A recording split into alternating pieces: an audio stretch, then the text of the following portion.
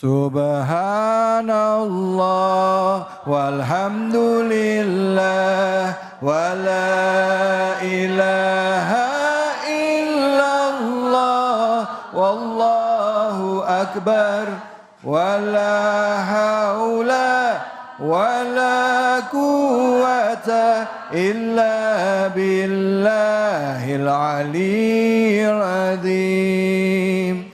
Subhanallah walhamdulillah wala ilaha illallah wallahu akbar wala haula wala quwwata illa billahil aliyyil azim. Sallu ala Nabi Muhammad sallallahu alaihi wasallam. Baik, ibu-ibu, bapak-bapak, pemirsa Cahaya Hati dimanapun saja Anda berada, dalam rangka Maulid ini kita kembali lagi mengingat dan diingatkan akan peristiwa besar kelahiran Nabi Muhammad sallallahu alaihi wasallam, sejarah yang dilalui oleh beliau, perjalanan hidup beliau hingga akhirnya beliau wafat, dan juga menebarkan kebaikan dalam rangka syiar Islam yang selalu menginspirasi kita umat Islam. Bagaimana Islam? Lihatlah akhlak Muhammad, katanya begitu. Bagaimana Islam? Lihatlah akhlak Nabi kita, Nabi besar Muhammad sallallahu alaihi wasallam. Nah, untuk itu buat Anda yang baru bergabung, kami tadi mencoba mengkaji surah Al-Ahzab ya. Tadi sudah dari ayat 1 sampai ayat 12. Nah, selanjutnya kita dengarkan ayat 13. Seterusnya bersama dengan guru kita Al-Habib Habib Nabil Al-Mursawa. Silakan Habib, fadhol. Bismillahirrahmanirrahim. Alhamdulillah wassalatu wassalam ala sayyidina Rasulillah wa ala alihi wa sahbihi wa mawalah, amma ba'd. Bapak Ibu sekalian dan juga para pemirsa, anak-anakku sekalian yang di televisi Cahaya Hati Indonesia dimanapun berada. Tadi guru kita Habibana Muhammad Ibn Syahab sudah menyampaikan banyak hal tentang, apa tadi Bu? Masih ingat? Sifat-sifat orang munafik. Ya. Qulubihim maradun. Kerjanya apa tadi? Membisik-bisikan. Nah, bahkan tadi fi qulubihim marad, ya. Di dalam hati mereka ada penyakit. Dalam ayat yang lain, fazadahumullahu marada. Allah tambah penyakitnya itu. Karena terus-menerus suuzon sama Allah. Itu sifat orang munafik adalah suuzon sama Allah. Benar enggak sih Allah tuh baik sama kita? Benar enggak sih Allah tuh Rahman Rahim? Kok saya dikasih cobaan begini? Kok saya hidupnya berat begini? Itu sifat orang munafik. Kita jangan begitu, ya. Yakin sama Allah, ya. Nah, Bapak Ibu sekalian, saya ingin lanjutkan pembahasan kita, yaitu Al-Ahzab ayat 13 sampai 17, ya. Saya bacakan panjang-panjang ayatnya ini, ya. Hari ini panjang terus ini Dokter David ayatnya, tafsirnya. Ajib.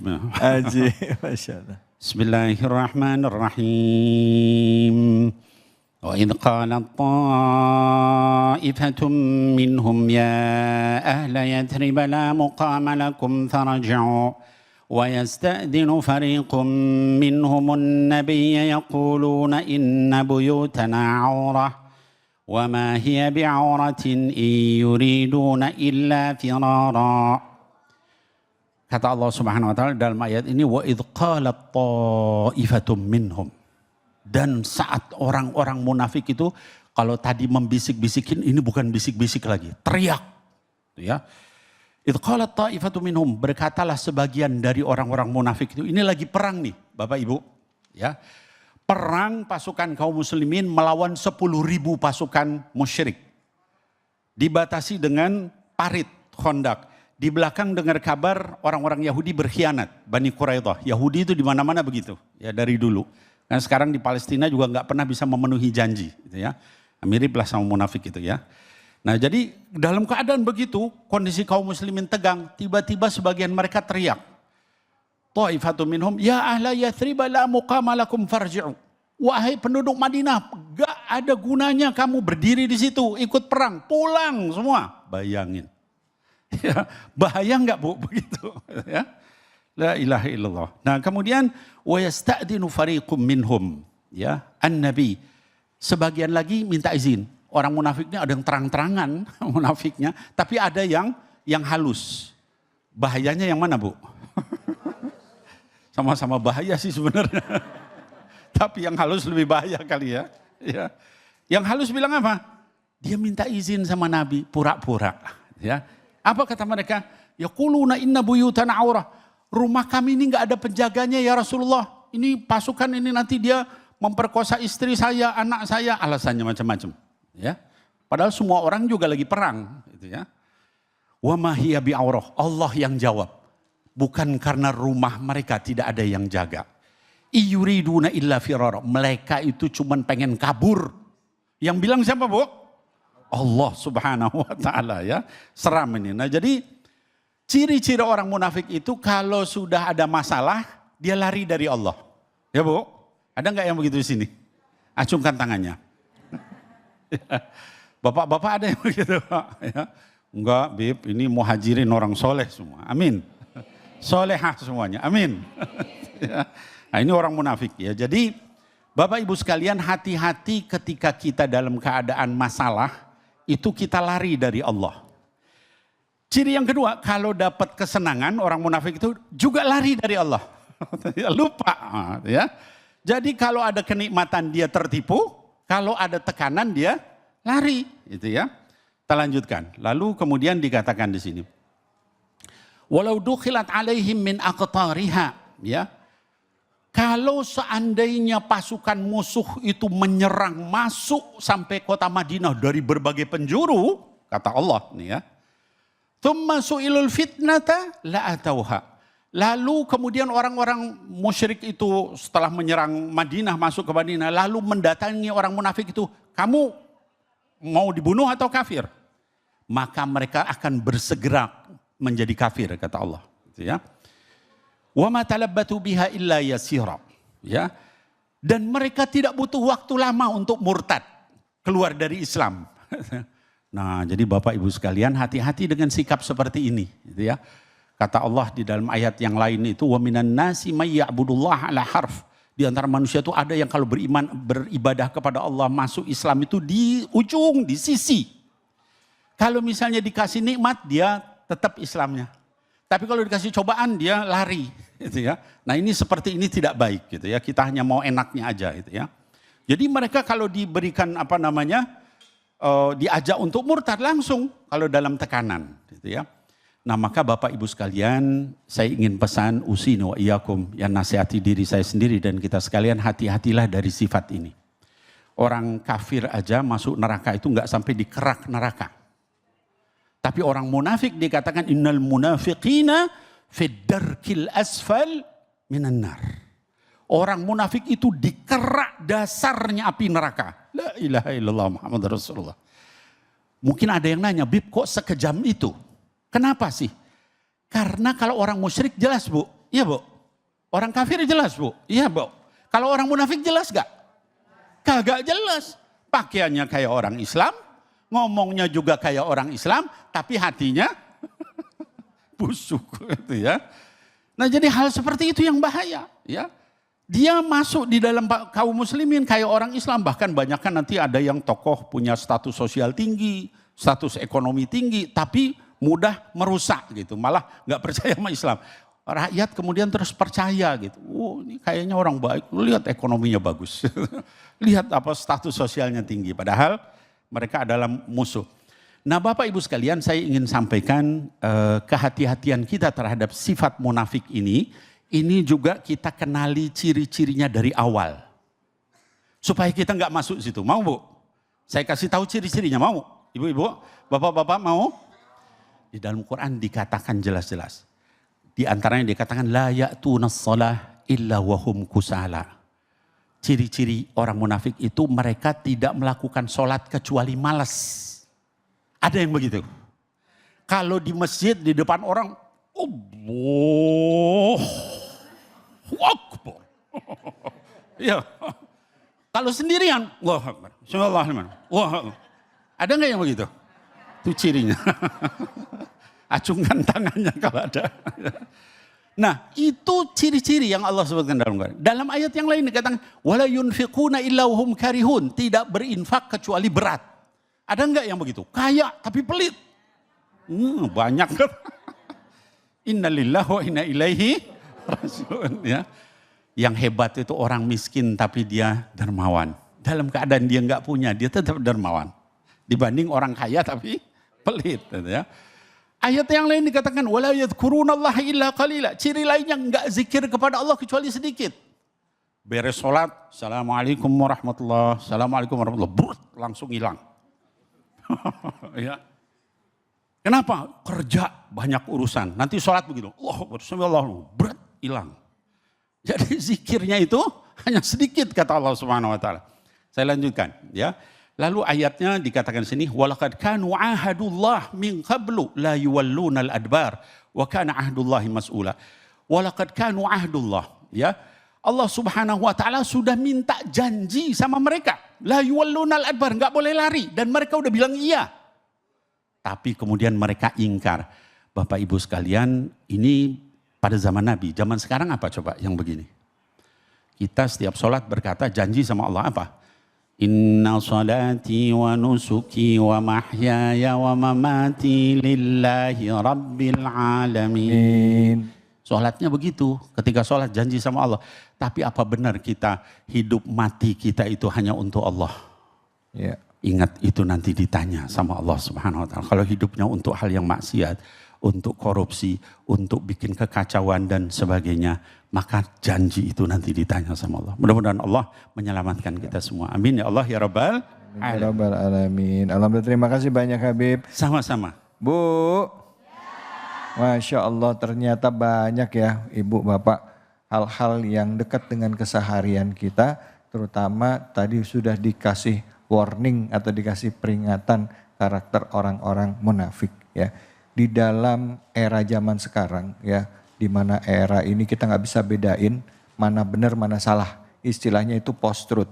Kadangkala yang di media sosial itu kelihatannya benar karena banyak yang mengaminkan. Padahal sebenarnya yang mengaminkan atau membenarkan peristiwa itu adalah orang-orang bayaran atau suruhan atau istilahnya buzzer ya. Akhirnya kita berpikir bahwa memang itu adalah sebuah kenyataan padahal belum tentu benar. Nah, hari ini kita coba mencari kebenaran di dalam Al-Qur'an, bukan mencari pembenaran melalui akhlak dari Nabi Muhammad sallallahu alaihi wasallam. Nah, baik, saya akan berikan kesempatan kepada ibu-ibu atau bapak-bapak mau bertanya, silahkan angkat tangannya. Baik. Silakan.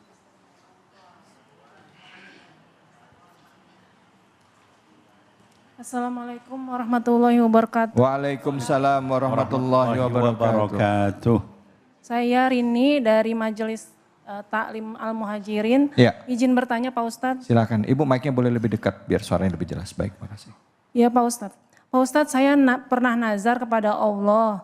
Tapi saya lupa bayar janji saya kepada Allah. Itu hukumnya gimana Pak Ustadz? Terima kasih. Okay. Wassalamualaikum warahmatullahi wabarakatuh. Waalaikumsalam. Nazarnya apa Ibu? Ibu, nama ibu siapa? Nama ibu? Ibu siapa? Ibu Rini. Ibu Rini. Nazar misalnya kalau anak saya naik kelas nih gitu ya. Saya nazar mau traktir teman-teman satu kelas gitu ya. Traktir ibu-ibu satu kelas. Tapi begitu anak saya naik kelas saya lupa. Iya. Pertama karena memang duitnya belum ada waktu itu ya kan. Begitu ada duit saya lupa juga gitu ya kan. Itu gimana hukumnya? Padahal Habib, saya pernah ngalamin soalnya. Bukan ibu saya itu. Silakan Habib. Ya bismillah. Parah itu kalau sampai 2 kali lipat. Double jadinya. Double. Ya. Jadi begini, Bapak Ibu sekalian, ini mungkin juga ya kasus-kasus yang terkait dengan nazar ini ya. Dalam fikih itu nazar itu disamakan hukumnya dengan sumpah, kafaratnya gitu. Kafarat nazar sama dengan kafarat sumpah. Tentang kafarat sumpah ini Allah sebutkan di dalam surah Al-Ma'idah ayat yang ke-89 kalau tidak salah. Kata Allah, fakafaratuhu it'amu asyarati masakina min awsati ma tut'imuna ahlikum. Kata Allah Subhanahu wa taala, fakafaratuhu, kafarat dari sumpah termasuk juga nazar adalah it'amu asyarati masakin, ngasih makan 10 orang fakir miskin. Min awsati ma tut'imuna ahlikum, dari pertengahan yang biasa kamu kasih untuk keluargamu. Misal gini, kita Bapak Ibu sekalian pernah nggak makan sederhana? Makan yang sederhana banget gitu. Pernah. Bukan di rumah makan sederhana. Iya. Makan sederhana. Langsung mikir saya. Makan apa adanya gitu kan. Nah, makan yang susah pernah, makan yang enak pernah nggak? Pernah. Nah, ini disuruh tengah-tengah di antara itu. Jangan pakai yang terlalu murah, jangan terlalu mahal, tapi yang tengah-tengah untuk kamu kasih makan keluargamu. Itu 10 orang fakir miskin, ya. Kemudian au kiswatuhum, atau kasih pakaian 10 orang fakir miskin itu. Dan nggak boleh digabung.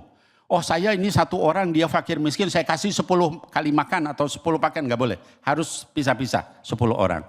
Bagaimana kalau tidak bisa begitu? Dikatakan au tahriru raqabah, memerdekakan hamba sahaya. Sekarang udah nggak ada hamba sahaya.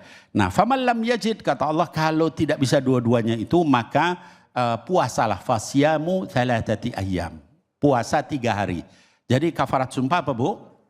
Puasa 3 hari. Kalau nggak bisa ngasih makan 10 orang fakir miskin, maka atau kasih pakaian 10 orang fakir miskin, maka puasa 3 hari. Kata Allah Subhanahu wa taala, itulah kafarat dari aimanikum idza halaftum. Kafarat dari sumpah yang kamu ucapkan. Wahfadhu aimanakum. Dan setelah itu jaga sumpah-sumpahmu ke depannya. Jangan diulangi. Ya, ngulangi salah lagi nggak dibayar lagi. Ya, itu yang nggak boleh. Perlu disampaikan nggak, Habib Afwan, perlu nggak disampaikan ke orang yang udah kita nazarkan itu?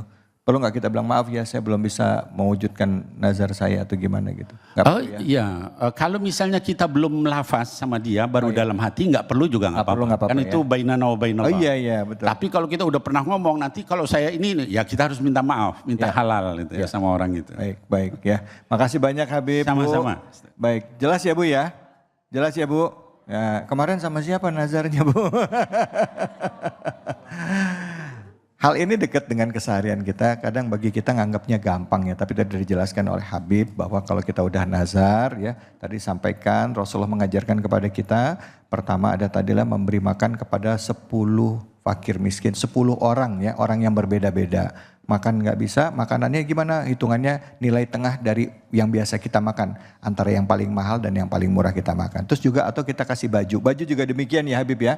Baju ya yang nggak perlu terlalu mahal, nggak terlalu murah, tapi di tengah-tengah nilainya untuk 10 orang. Yang terakhir nggak juga bisa punya uang, cukup puasa 3 hari. Kalau sebulan gimana? Terserah. Makin bagus. Niatnya yang penting lillahi ta'ala. Niatnya lillahi ta'ala ya. Tadi yang dikatakan yang paling kalau diajaran kita Islam itu puasa itu yang full 1 bulan penuh itu biasanya diajarkan di bulan Ramadan. Tapi kalau lain mau full boleh puasa Daud ya Bib ya. Boleh puasa Daud. Silakan baik. Saya rasa nanti kita beri kesempatan lagi untuk tanya jawabnya. Kita akan kaji lagi ya surah Al-Ahzab. Kembali lagi setelah ini Habib Muhammad Syahab akan menjelaskan kepada kita. Nanti akan bersama-sama juga dengan Habib Nabil untuk menjawab pertanyaan dari ibu-ibu, bapak-bapak semua. Tentunya hanya di sini di Cahaya Hati Indonesia.